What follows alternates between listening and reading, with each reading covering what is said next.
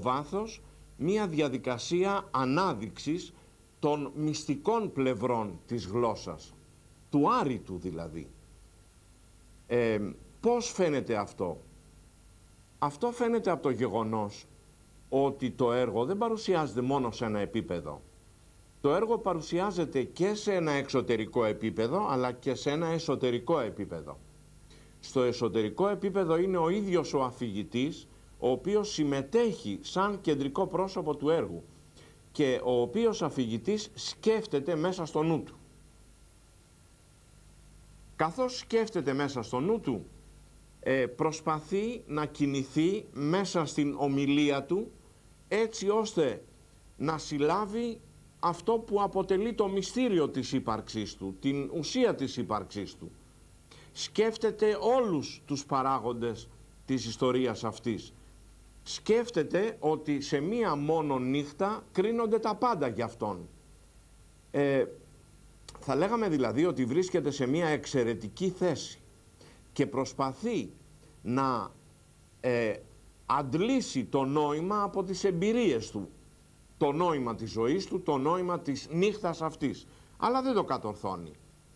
Για να βρει το νόημα πρέπει να πάει σε όλες τις έννοιες που του είναι γνωστές από τους γύρω του.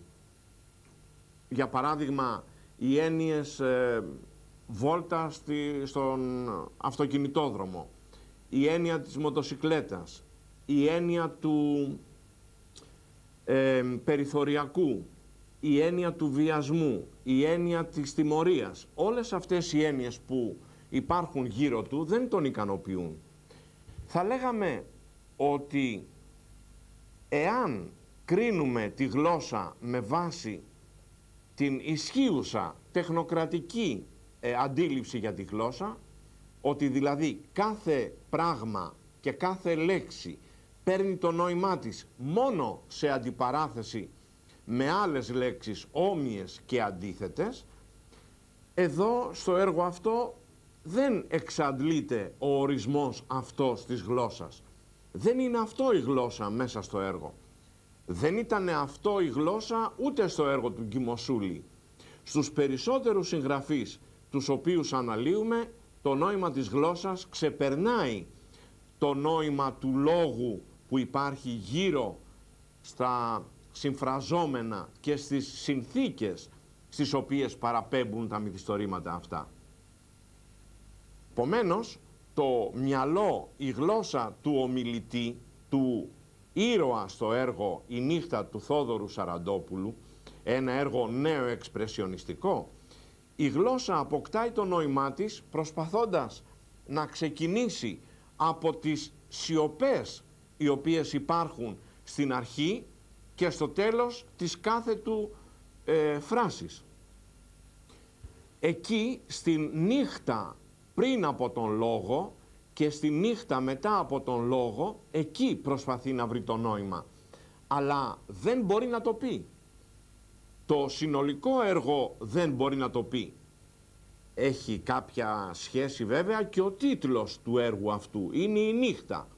Βεβαίως δεν ισχυρίζομαι ότι ο Θόδωρος Σαραντόπουλος που έγραψε το έργο αυτό είχε υπόψη του κάποια γλωσσολογική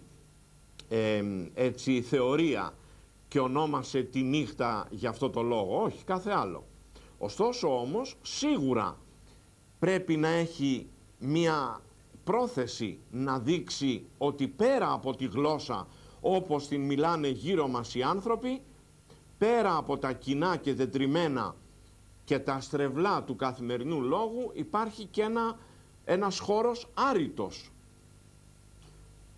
Φυσικά από μία άλλη σκοπιά αν το δούμε, ο λόγος ο άρρητος είναι και ο λόγος που διδάσκει ο Αρχιεπίσκοπος ο κύριος Χριστόδουλος. Αυτό είναι το άρρητο